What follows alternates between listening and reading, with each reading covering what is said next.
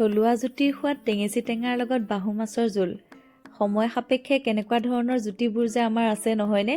ইমান বেছি ভাল লাগে। তাকে বোলো আপোনালোকক আজি মই ৰান্ধি দেখাওঁ। কোনে কোনে টেঙেচি টেঙা চিনি পাই জনাব দেই। কিছুৱে অৱশ্যে এইটো চাঙেৰি টেঙা বুলি কয়। আমি টেঙেচি টেঙা বুলিয়ে কওঁ। সৰু টেঙেচি আৰু এবিধ আছে। তাৰে অলপমান বুটলি আনিলোঁ। ইমানখিনি সিজালে যে একেবাৰে অকণমান হৈ পৰে। নতুন আলুৰ লগত জুতি ল'বলৈ খুব ভাল নহয় এতিয়া মাছৰ তৰকাৰীবোৰ। 2টা আলু লৈছোঁ। ভালদৰে ধুই ধাই টুকুৰা টুকুৰকৈ কাটি ল'লোঁ। এতিয়া প্ৰেছাৰ কুকাৰত একেলগে সিজাই ল'ম।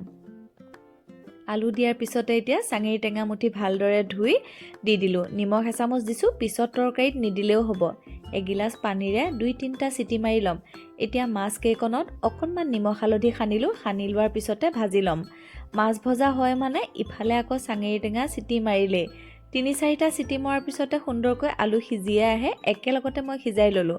মাছ ভাজি হ'ল, কাঢ়ি ল'লোঁ। এতিয়া এয়া চাওকচোন কিমানখিনি দিছিলোঁ, কিমান কণ হ'ল। বাতি এটালৈ লৈ ল'লোঁ।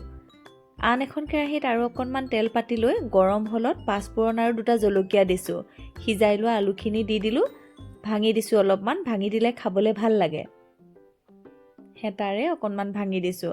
আৰু অকণমান সময় ভাজি লৈ এতিয়া চাঙেৰি টেঙাখিনি ঠাণ্ডা হৈছে যে ঠাণ্ডা পানী অকণমান দি মঠি ৰসটো উলিয়াই ল'লোঁ।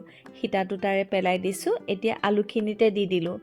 আমাক নিমখৰ প্ৰয়োজন নাই যিহেতু সিজাওঁতে নিমখ দিয়েই থৈছিলোঁ। প্ৰেছাৰ কুকাৰৰ পানীকণ দি দিয়াৰ পিছতে ইয়াতে এতিয়া মাছখিনি দি দিম। এইখন জুতিৰ সোৱাদ বহুত বেছি সোৱাদ লগা হয়। প্ৰত্যেকবিধ টেঙাৰে জুতি বেলেগ বেলেগ ধৰণৰ নহয়নে? ঢাকন মাৰি থৈ দিয়াৰ পিছতে এতিয়া অকণমান ধনিয়া ছটিয়াই দিলোঁ। ধনিয়াবোৰ যিহেতু বাৰীত আছেই, পৰিৱেশন কৰিব হ'লেই। যোনে যোনে খোৱা নাই এইখন জুতিৰ সোৱাদ ল'ব দেই। কিছুৱে অৱশ্যে লাওৰ লগত ৰান্ধে, কিন্তু মই আলুৰ লগত বেছি ভাল পাওঁ। পৰিৱেশন কৰি দেখালোঁ।